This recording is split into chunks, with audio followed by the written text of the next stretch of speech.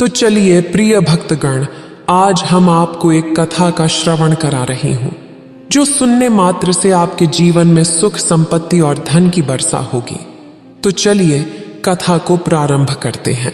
अगर आप यह कहानी सुन रहे हैं तो पूरा सुनिए। इस कथा को आधा अधूरा छोड़कर जाने की गलती मत करिएगा, क्योंकि इस पवित्र कथा को पूरा सुनने से मन चाहा फल की प्राप्ति होगी। इसलिए इस कथा को पूरा सुने। आप शिव भक्त हैं तो भोलेनाथ का अनादर ना करें।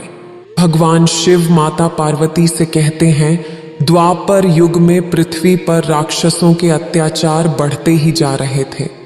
पृथ्वी ने गाय का रूप धारण कर भगवान ब्रह्मा और विष्णु के पास जाकर कहा, हे भगवान, धरती पर राक्षसों के अत्याचार बढ़ते ही जा रहे हैं, कुछ कीजिए प्रभु। भगवान विष्णु ने कहा, हे नारायण, अब आपको पृथ्वी की रक्षा के लिए धरती पर 8वें अवतार के रूप में अवतरित होने का समय आ गया है। ब्रह्मदेव ने उत्तर दिया, ठीक है, मैं पृथ्वी का उद्धार करने के लिए मानव रूप में जन्म लूंगा। भोजवंशी राजा उग्रसेन मथुरा के राजा थे। उनका पुत्र कंस बहुत ही अत्याचारी स्वभाव का था। कंस ने उग्रसेन को राजगद्दी से उतारकर कारागार में डाल दिया। कंस ने सैनिकों से कहा, पिताजी महाराज को काल कोठरी में डाल दो। आज से मथुरा नगरी में कंस का राज चलेगा। आज से महाराज उग्रसेन यहां बंदी बनकर रहेंगे और मथुरा नगरी पर मैं राज्य करूंगा।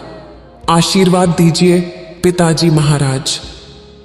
उग्रसेन ने कहा, कंस तो मेरा पुत्र है, यह सोचकर मुझे लज्जा आ रही है। देखना, एक दिन तेरे पाप का घड़ा अवश्य भरेगा। कंस की छोटी बहन देवकी के विवाह की तैयारियां चल रही थीं। देवकी मथुरा के राजा उग्रसेन के छोटे भाई देवक की पुत्री थी। यह कंस की चचेरी बहन थी। अरे भैया कंस, आप आइए। प्रिय बहना देवकी, कल तुम इस महल से विदा हो जाओगी। तुम्हारे बिना यह महल सूना हो जाएगा। भैया कंस, आप मुझे बहुत याद आओगे। अगले दिन देवकी का विवाह वसुदेव नामक यदुवंशी सरदार से संपन्न हुआ। महाराज वसुदेव, मैं अपनी बहन देवकी से बहुत स्नेह करता हूं, इसलिए देवकी बहन को मैं स्वयं अपने रथ पर ससुराल विदा करके आऊंगा। यह तो हमारे लिए बहुत ही सौभाग्य की बात है। महाराज कंस देवकी और वसुदेव को छोड़ने चल पड़ता है। देवकी के पिता देवक उसे बहुत सारा धन, धान्य, संपत्ति आदि देकर विदा करते हैं। कंस देवकी और वसुदेव के साथ वार्तालाप करते हुए अभी आधे रास्ते ही पहुंचा था कि रास्ते में एक आकाशवाणी होने लगी। हे कंस, देवकी को तू बड़े प्रेम से ले जा रहा है, उसी में तेरा काल बसता है। इसी के गर्भ से उत्पन्न 8वां पुत्र तेरा वध करेगा। ये आकाशवाणी कैसी है? ये झूठ है कि देवकी की कोख से जन्मा 8वां बालक मेरा वध करेगा। नहीं, ऐसा नहीं हो सकता। यदि ऐसा है तो मैं वासुदेव का ही वध कर देता हूं। हाँ, यही ठीक रहेगा। फिर मुझे कोई डर नहीं रहेगा। नहीं भैया, इनका वध मत करो। मैं आपके आगे हाथ जोड़ती हूं, मेरा सुहाग मत उजाड़ो भैया कंस। मैं आपसे वादा करती हूं, मेरे गर्भ से जो भी संतान पैदा होगी उसे मैं तुम्हें सौंप दूंगी, पर इन्हें मत मारो भैया। ठीक है, मैं वासुदेव का वध नहीं करूंगा, पर तुम दोनों अब मथुरा के महल की काल कोठरी में बंदी बनकर रहोगे। कंस, देवकी तुम्हारी प्रिय बहन है, मुझे काल कोठरी में बंद कर दो, पर देवकी को छोड़ दो। कंस ने वासुदेव और देवकी की एक भी बात न सुनी और उन्हें कारागृह में डाल दिया। देवकी और वासुदेव दोनों बहुत ही दुखी और हताश हो रहे थे। स्वामी, मेरी वजह से आज आपको जेल में रहना पड़ रहा है। मैं ही आपके दुख और विपदा का कारण बनी हूं। नहीं देवकी, ऐसा मत कहो। मैं तुम्हें पत्नी रूप में पाकर बहुत खुश हूं। हमें एक दिन कंस के पापों से मुक्ति जरूर मिलेगी। लेकिन स्वामी, भैया कंस मेरी कोख से जन्मे सभी बच्चों को मार देगा, हम क्या करें? देवकी और वसुदेव जेल में दुख भोग रहे थे और कंस उन्हें धमकाता रहता था। वसुदेव के बच्चे का जन्म होते ही कंस जेल में आकर देवकी के हाथ से बच्चे को छीन लेता। ये पुत्र मुझे दे बहना, भैया मेरे पुत्र को मत मारो, भैया नहीं। स्वामी, मैं अपने सामने ही अपने सभी पुत्रों का वध होते कैसे देख पाऊंगी? देवकी बेहोश हो जाती है। ईश्वर, कोई रास्ता दिखाओ। कंस के अत्याचारों से हमें कब मुक्ति मिलेगी प्रभु? देवकी, आंखें खोलो। कंस बहुत ही क्रूर और अत्याचारी राजा था जिससे प्रजा बहुत डरती थी। दुराचारी कंस ने वसुदेव और देवकी के 7 बच्चों को जन्म लेते ही मार डाला। अब 8वां बच्चा होने वाला था। देवकी के 8वें पुत्र के जन्म का समय निकट आ रहा है, इसलिए पहरा और भी बढ़ा दिया गया है महाराज कंस के आदेश से। देवकी और वसुदेव के कारागृह में बंदी रहने की बात नंदगांव में वसुदेव के मित्र नंद के कानों तक भी पहुंची। दुराचारी महाराज कंस ने वसुदेव और देवकी को कारागृह में बंदी बना रखा है। देवकी के 8वें पुत्र के जन्म का समय निकट आ रहा है और इधर यशोदा को भी बच्चा होने वाला है। मुझे उनकी सहायता करनी होगी। 8वें बच्चे की रक्षा का उपाय सोचना होगा। जिस समय वासुदेव और देवकी को पुत्र हुआ, उसी समय संयोग से यशोदा के गर्भ से एक कन्या का जन्म हुआ जो माया थी। भाद्रपद के कृष्ण पक्ष की अष्टमी को रोहिणी नक्षत्र में श्री कृष्ण का जन्म हुआ। उनके जन्म लेते ही जेल की कोठरी में प्रकाश फैल गया। वासुदेव के सामने शंख, चक्र, गदा और पद्मधारी चतुर्भुज भगवान ने अपना रूप प्रकट कर कहा, वासुदेव, मैं बालक का रूप लेकर देवकी के गर्भ से जन्म ले चुका हूं। मेरा यह अवतार कंस के संहार के लिए हुआ है। अब देर मत करो, मुझे तत्काल गोकुल में नंद के यहां पहुंचा दो और उनकी अभी अभी जन्मी कन्या को लाकर कंस को सौंप दो। यह कहकर भगवान विष्णु अंतर्ध्यान हो गए। देखते ही देखते वासुदेव जी की हथकड़ियां अपने आप खुल गईं। कारागृह के द्वार अपने आप खुल गए और सभी पहरेदार सो गए। देवकी बेहोश अवस्था में थी। वासुदेव कृष्ण को एक टोकरी में रखकर गोकुल की ओर चल दिए। बारिश और तूफान के बीच नन्हे कृष्ण को ढोते हुए वासुदेव चल रहे थे। यमुना जी का जलस्तर बहुत बढ़ गया है, मैं कैसे जाऊं? कृपया अपने नन्हे बालक के साथ नारायण की सहायता करें। यमुना नदी श्री कृष्ण के चरणों को छूना चाहती थी, इसलिए वह ऊपर उठ गई। भगवान ने अपने पैर लटका दिए और चरण छूने के बाद यमुना का जलस्तर घट गया। भगवान श्री कृष्ण की इस शीला को वसुदेव ने अच्छी तरह देखा। गोकुल पार कर नंद के यहां पहुंचे। मैं इस बालक कृष्ण को तुम्हें सौंप रहा हूं। ये बड़ा होकर मथुरा वासियों को कंस के अत्याचारों से मुक्ति दिलाएगा। मित्र वासुदेव, यशोदा भी गहरी नींद में है। मैं इस बालक को यशोदा की बगल में सुला देता हूं। नंद माया रूपी कन्या को वसुदेव के हाथों में दे देते हैं। ये लो मित्र, इससे पहले कि कंस कारागृह में पहुंचे, तुम शीघ्र इस कन्या को लेकर वापस लौट जाओ। तुम धन्य हो मित्र, तुम धन्य हो। वसुदेव वापस कारागृह में लौट आते हैं और उनके लौटते ही कारागृह के द्वार अपने आप बंद हो जाते हैं। वसुदेव जी के हाथों में हथकड़ियां पड़ जाती हैं। ये तो बच्चे के रोने की आवाज है।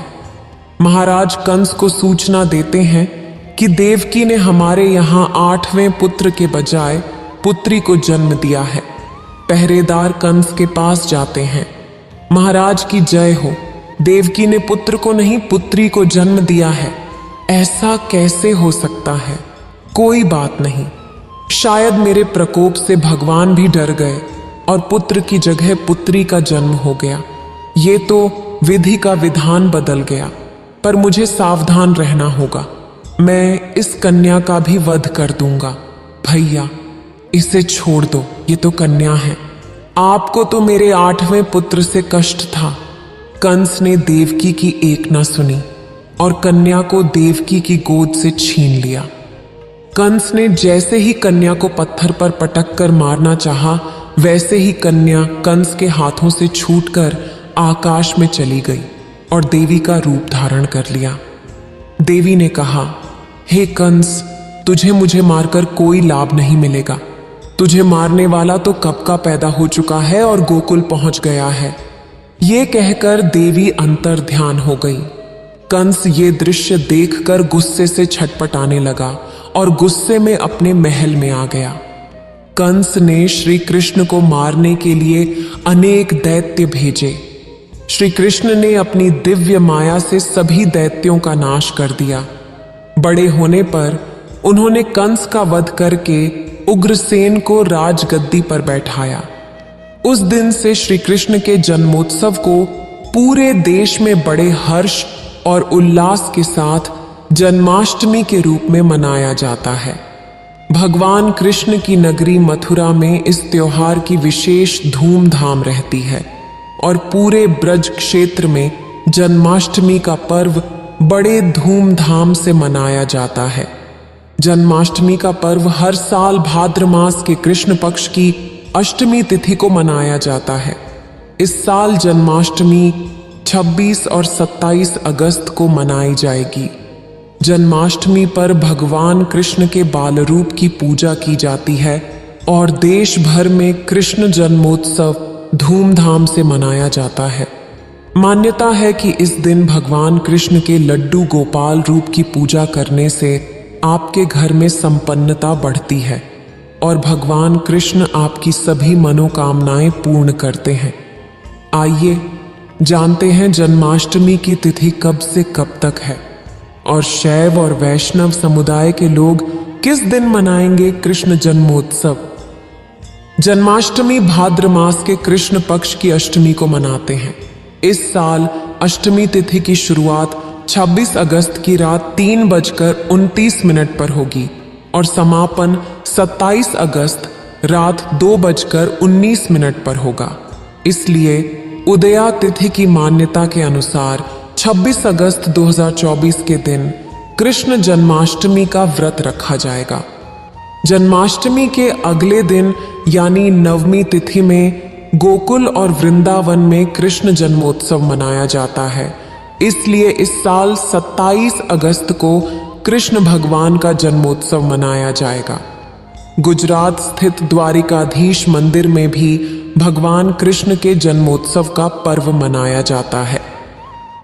भाद्रपद माह के कृष्ण पक्ष की अष्टमी तिथि को रोहिणी नक्षत्र में भगवान कृष्ण का जन्म हुआ था। हर साल इसी तिथि पर कृष्ण जन्माष्टमी का पर्व धूमधाम से मनाया जाता है। मान्यता है कि इस दिन व्रत करने से आपको दो नहीं एक आइला मेरे प्यारे भाइयों और उनकी बहनों, तो अगर आप चाहते हैं कि आपके पहले 3 ऑर्डर्स की डिलीवरी फ्री हो और 500 रुपए के ऊपर के ऑर्डर्स पे 10% ऑफ हो, तो जल्दी से बिग बास्केट ऐप डाउनलोड करके फटाफट 10 मिनट में ऑर्डर पाओ। Want now get now. टड़ा।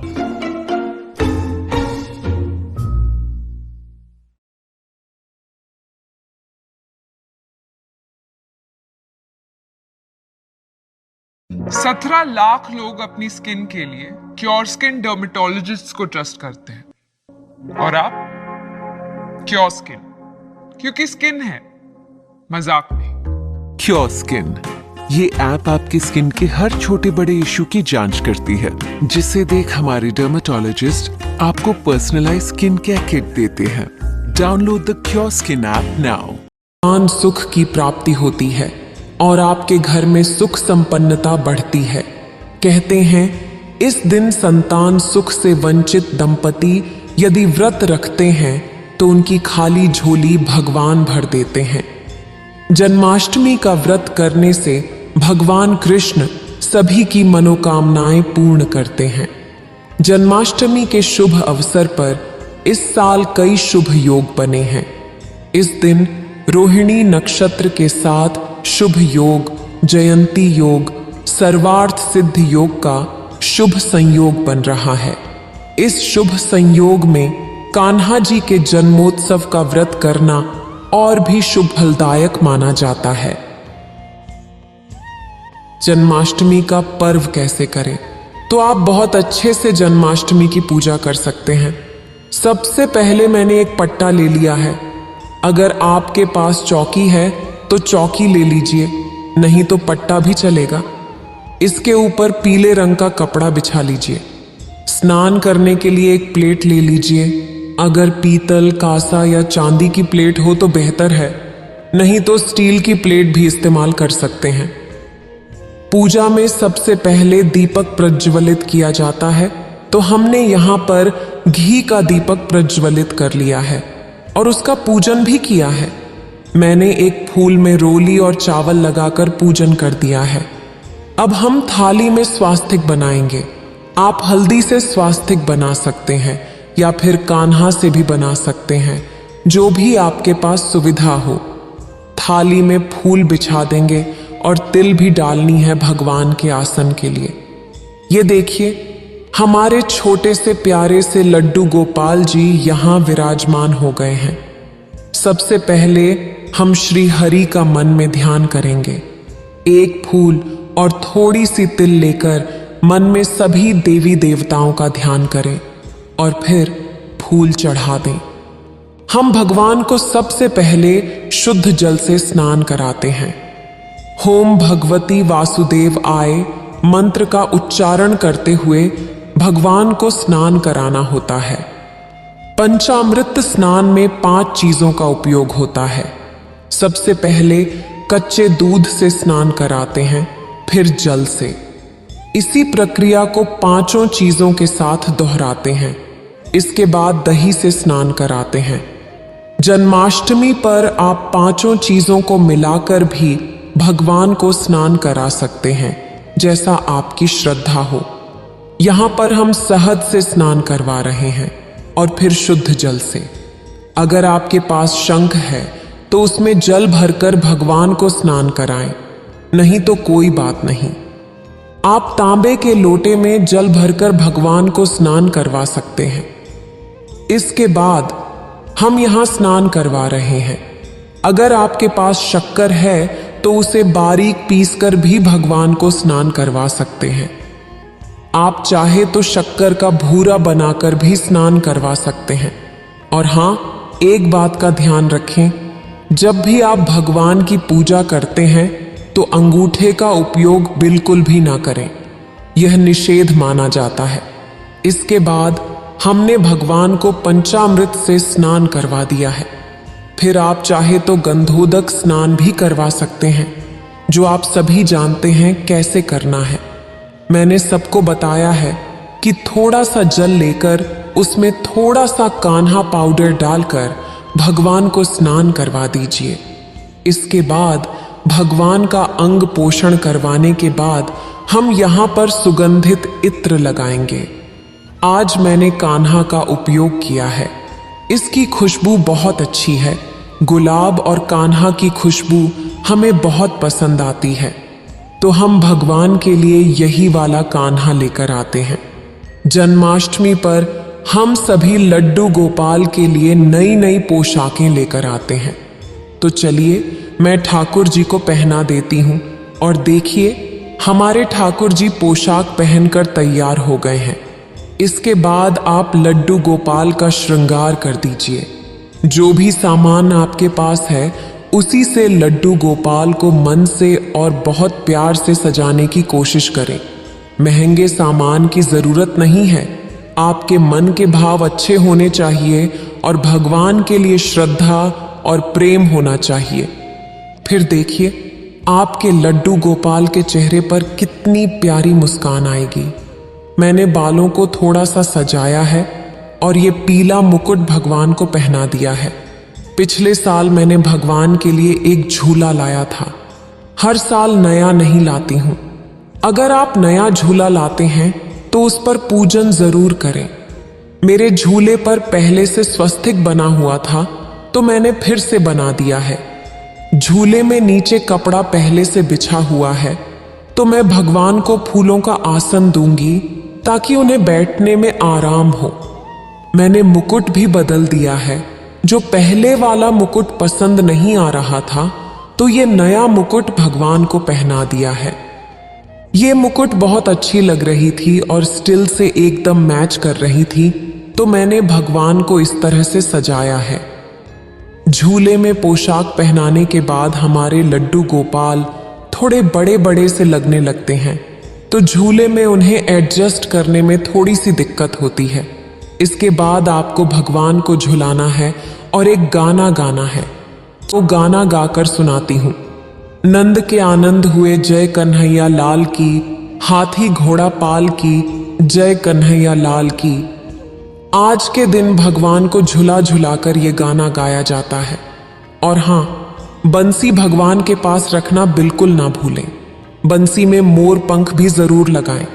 हो सके तो भगवान के मुकुट में भी मोर पंख जरूर लगाएं क्योंकि भगवान को मोर पंख अति प्रिय है। इसके बाद छोटे छोटे खेल खिलौने भगवान के पास रख देंगे।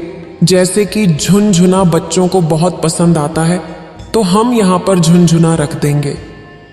छोटे छोटे खिलौने जैसे हाथी, घोड़ा और मोर पूजा में रख देते हैं। बाद में इन खिलौनों का क्या करना है? छोटे छोटे बच्चों को ये खिलौने बांट दें। मैंने 3-4 खिलौने जो मेरे बेटे के हैं पूजा में रखे हैं। इसके बाद हम भगवान पर इस तरह से फूल अर्पित कर देंगे। आप थोड़ा सा फूलों से मंदिर को सजाएं। जिस जगह आप भगवान की पूजा करने वाले हैं वहां मंडप बना दें। आप फूलों के साथ थोड़े से गुब्बारे भी लगा सकते हैं। इस तरह से हमने भगवान के आसपास थोड़े से फूल अर्पित कर दिए हैं। इसके बाद भोग लगाया जाता है। भोग में क्या क्या चीजें रखी जाती हैं मैं आपको फिर से बता देती हूँ। यहाँ पर मैंने धनिया की पंजी, गुड़ का पाक और माखन मिश्री बनाई है जो भगवान को बहुत प्रिय है। मैंने ताज़ा माखन निकाला है। फल भी रखे हैं। आप चाहें तो उन्हें छोटे छोटे टुकड़ों में काट कर भी रख सकते हैं। इसके बाद तुलसी पर जरूर चढ़ानी है क्योंकि तुलसी के बिना भगवान को भोग अर्पित नहीं किया जाता। रविवार और मंगलवार के दिन मैं तुलसी नहीं तोड़ती हूँ, इसलिए ये तुलसी एक दिन पहले की है और थोड़ी मुरझा गई है। आपको भगवान को भोग अर्पित करना है और जन्माष्टमी की पूजा हमेशा रात को 12 बजे ही की जाती है। आप भोग शाम के समय बनाकर रख लें और रात को 12 बजे भगवान को अर्पित करें। पूजा के बाद आप थोड़ा सा प्रसाद खा सकते हैं। कई लोग जन्माष्टमी का व्रत भी करते हैं और वे भी रात में 12 बजे प्रसाद ग्रहण करते हैं। कभी कभी पूजा करते करते 12:30 या 1 भी बज जाते हैं, फिर भी रात में प्रसाद जरूर ग्रहण करें। और हाँ, भगवान के पास जल रखना बिल्कुल नहीं भूलना है। इसके बाद हम आरती करेंगे। मैंने छोटी सी प्लेट ले ली है और उसमें थोड़े से फूल रख लिए हैं। आप चाहे तो स्वस्तिक भी बना लें। और अब चलिए भगवान की आरती करते हैं। आरती करने के बाद आपको जल का अर्घ देना है। तो जल का अर्घ कैसे दिया जाता है ये मैं आपको बता देती हूँ। अपने सीधे हाथ में थोड़ा सा जल लें और आरती के बाद उसे आरती के चारों ओर घुमाएं। फिर अपने ऊपर उस जल को छिड़कें। इस तरह से जल का अर्घ दिया जाता है और इस तरह से आपको जन्माष्टमी की आरती करनी है। आप कोई भी आरती कर सकते हैं जो आपको पसंद हो। मुझे एक आरती बहुत अच्छी लगती है, वाह के बिहारी तेरी आरती। आरती करने के बाद आपको शंख बजाना है। शंख बजाना काफी लोगों को नहीं आता तो आपको बांसुरी जरूर बजानी है। जन्माष्टमी के दिन अगर आपके यहाँ छोटा सा बाल गोपाल है तो उससे बांसुरी जरूर बजवाएं। अगर नहीं है तो कोई दिक्कत नहीं है। आप भी इस बांसुरी को बजा सकते हैं और इस तरह से जन्माष्टमी की पूजा की जाती है। जन्माष्टमी यानी भगवान श्री कृष्ण का जन्मदिन है, तो आज के दिन उनकी नजर उतारना बिल्कुल न भूलें। वैसे मैं रोज नजर उतारती हूँ। शंख से भगवान की नजर कई तरीकों से उतारी जाती है। मोर पंख से भी काफी लोग नजर उतारते हैं। शंख से नजर उतारने का तरीका यह है कि 3 बार शंख को घुमाने के बाद अपने सीधे हाथ में थोड़ा सा जल लें और उस जल को सभी के ऊपर छिड़क दें। यह भी नजर उतारने का एक तरीका है। इस तरह से आप जन्माष्टमी पर अपने घर में बहुत सरल तरीके से पूजा कर सकते हैं। बाल गोपाल को झूले में बिठाएं और रात में पूजा के बाद जब आप सोने जाएं तो भगवान को भी सुला दें। उन्हें पूरी रात झूले में न रखें, झूले में ही भगवान को सुला सकते हैं। तो चलिए एक कहानी कृष्ण भक्त शांति की है, जो बचपन से ही भगवान श्री कृष्ण की परम भक्त थीं। इसी कारण उनके माता पिता ने उनका नाम शांति रखा था। शांति के पिता फलों का ठेला लगाते थे और माँ लोगों के घरों में बर्तन साफ करती थीं। फिर भी घर चलाना बहुत मुश्किल हो जाता था। वे सभी एक टूटी फूटी झोपड़ी में रहते थे। जैसे जैसे शांति बड़ी हो रही थी, कृष्ण भक्ति में उसका मन और ज्यादा लगने लगा था। उसने अपनी झोपड़ी के कोने में भगवान कृष्ण के बाल स्वरूप को स्थापित किया हुआ था और अपने बाल गोपाल का पूरा ख्याल रखती थी। उस रात बहुत तेज बारिश होने लगी। शांति की झोपड़ी में छत से पानी टपकने लगा और झोपड़ी में पानी भरने लगा। शांति की मां घबरा गई और शांति से बोली, शांति ओ शांति, जल्दी उठ बेटा, बारिश का पानी अंदर आ रहा है। शांति को आवाज देने के बाद शीला अपने पति को उठाती है और सभी घबरा जाते हैं। शांति उठते ही सीधे अपने बाल गोपाल की मूर्ति को उठा लेती है और अपने माता पिता के साथ बाहर चारपाई पर बैठ जाती है। वे तीनों बारिश के थमने का इंतजार कर रहे थे, लेकिन बारिश नहीं रुकती, बल्कि पहले से भी तेज हो जाती है। धीरे धीरे झोपड़ी में घुटनों तक पानी भर गया और सारा सामान पानी में बहने लगा। शांति के पिता रामू ने अपनी पत्नी शीला से कहा, शीला, पानी बहुत भर गया है, बारिश भी थमने का नाम नहीं ले रही है, हमें यहां से निकलना होगा। शीला ने चिंतित होकर पूछा, लेकिन हम जाएंगे कहां इतनी रात में? घर का लगभग सारा सामान पानी में डूब चुका था, लेकिन शांति ने अपने बाल गोपाल को कसकर पकड़ रखा था। रामू किसी तरह शीला को लेकर झोपड़ी से बाहर आ गया। बाहर तेज बारिश हो रही थी।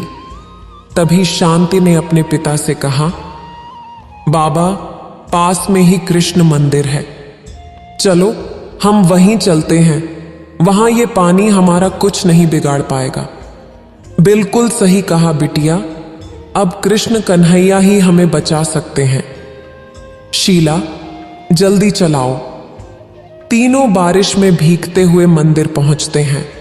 मंदिर थोड़ी ऊंचाई पर था, इसलिए वे वहां सुरक्षित थे, लेकिन उनकी झोपड़ी पूरी तरह से बर्बाद हो चुकी थी।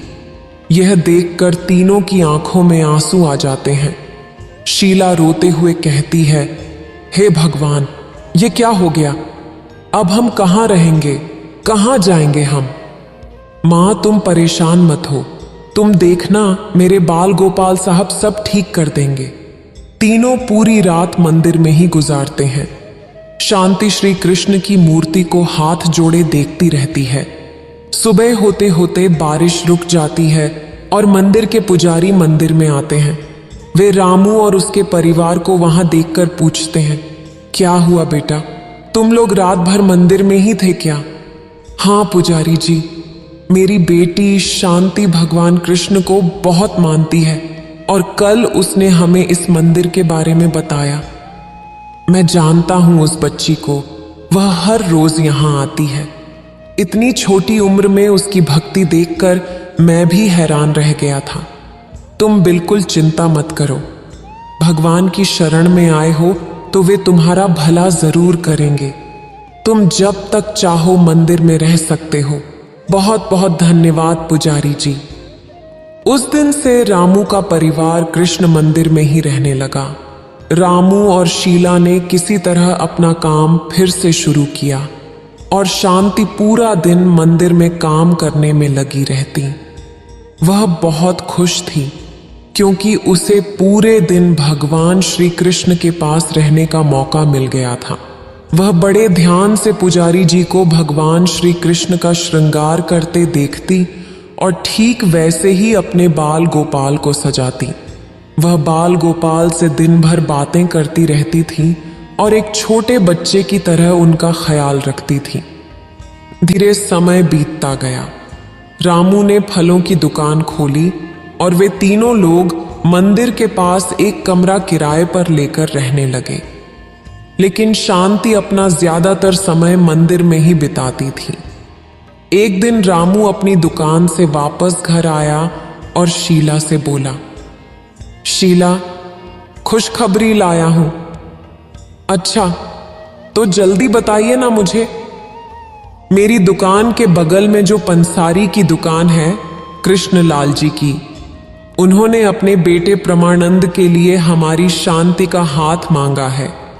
कृष्णलाल जी की दुकान बहुत अच्छी चलती है और प्रमानंद भी उनके साथ मिलकर वही दुकान चलाता है।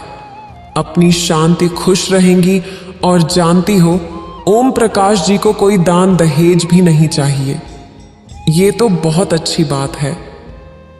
जी, शांति भी सारी बातें सुन रही थी। उसने अपने माता पिता को टोकते हुए कहा, माँ, बाबा, मुझे कोई शादी वदी नहीं करनी। मैं बहुत खुश हूं अपने बाल गोपाल के साथ। ऐसा नहीं होता बिटिया, शादी तो सबको करनी पड़ती है और तू चिंता मत कर। तेरे ससुराल वालों से कह देंगे कि तुझे तेरे बाल गोपाल को हमेशा साथ रखने दे। अब तो ठीक है ना? लेकिन कुछ नहीं बिटिया, तू तो हमारी हालत जानती है ना। अच्छा रिश्ता खुद सामने से आया है, इसे जाने नहीं दे सकते हम। शांति अपने माता पिता की बात मानकर प्रमानंद से शादी कर लेती है। लेकिन प्रमानंद को लेकर उसे जो बातें बताई गई थीं, वो उससे बहुत अलग था। उसका मन किसी काम में नहीं लगता था।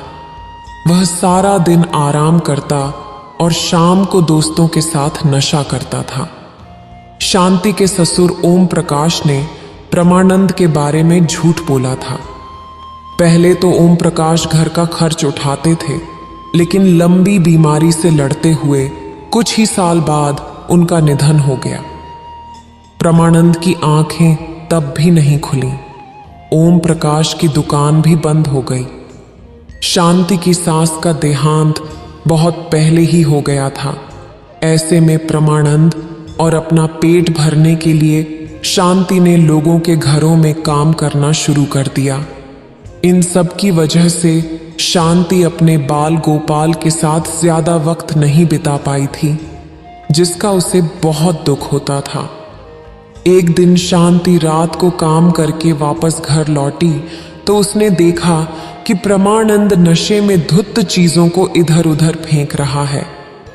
वह शांति के बाल गोपाल को भी जमीन पर गिराने वाला था कि शांति ने उसे रोक लिया और गुस्से से बोली, यह क्या कर रहे हो?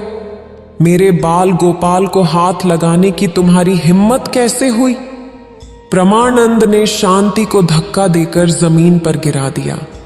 तेरी हिम्मत कैसे हुई मेरे सामने ऊंची आवाज में बात करने की? जब दारू की बोतल लेकर आया था, वो कहाँ है? मुझे जल्दी से दे, नहीं तो मैं तुझे घर से बाहर निकाल दूंगा अभी। शांति उसे शराब की बोतल देकर रोती हुई अपने बाल गोपाल से कहती है, मुझे माफ कर दो कान्हा जी, आप हमेशा मेरे साथ ही रहोगे। मैं आपको कभी अकेला छोड़कर नहीं जाऊंगी। प्रमानंद का बर्ताव और स्वास्थ्य दिन पर दिन खराब होता जा रहा था। उधर शांति अब मां बनने वाली थी, लेकिन फिर भी प्रमानंद में कोई बदलाव नहीं आया। कुछ कमा कर घर लाना तो दूर, वो शांति की कमाई भी उससे छीन लेता था और उन पैसों से नशा करता था। शांति के माता पिता भी अब इस दुनिया में नहीं थे। शांति बिल्कुल अकेली पड़ गई थी। अत्यधिक नशा करने की वजह से प्रमानंद की तबीयत खराब रहने लगी और जल्दी ही वह बिस्तर पर आ गया।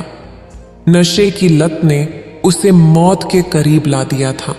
जब प्रमानंद को इस बात का एहसास हुआ तो एक दिन उसने शांति से कहा, शांति, हो सके तो मुझे माफ कर देना।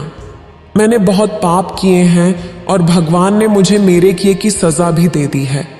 मैंने तेरी जिंदगी खराब कर दी है, इसके लिए मुझे माफ कर देना। ये प्रमानंद के आखिरी शब्द थे और वह चला गया। शांति उस दिन बहुत रोई। फिर अपने बाल गोपाल को देखकर उसमें थोड़ी हिम्मत जागी। कुछ ही महीनों बाद शांति ने एक प्यारे से बेटे को जन्म दिया और अब वह अपने बेटे के लिए जीने लगी। उसने अपने बेटे का नाम कान्हा रखा। धीरे धीरे कान्हा बड़ा होने लगा और जैसे शांति कान्हा का ख्याल रखती थी, वैसे ही अपने कृष्ण जी का भी ख्याल रखती थी। पर कान्हा को यह सब समझ में नहीं आता था। एक बार कान्हा ने शांति से पूछा, माँ, ये बाल गोपाल कौन है? शांति ने मुस्कुराते हुए कहा, वो मेरे सब कुछ हैं बेटा। उन्हीं की वजह से मैं आज जिंदा हूं और तेरा ख्याल भी रख पा रही हूं। कुछ दिन ऐसे ही बीत गए। कान्हा पढ़ाई में बहुत अच्छा था और अपनी माँ की मेहनत को भी समझता था, इसलिए उसने मन लगाकर पढ़ाई की और सरकार से स्कूल और कॉलेज में स्कॉलरशिप हासिल की। अच्छे अंकों से कॉलेज पास करने के बाद उसे एक बहुत अच्छी नौकरी मिलते ही कान्हा अपनी माँ शांति के पास गया और बोला, माँ, मेरी नौकरी लग गई है। अब आपको कोई काम करने की जरूरत नहीं है। अब घर का सारा खर्च मैं उठाऊंगा। आप बस घर पर रहकर आराम करें। शांति की आंखों में खुशी के आंसू आ गए।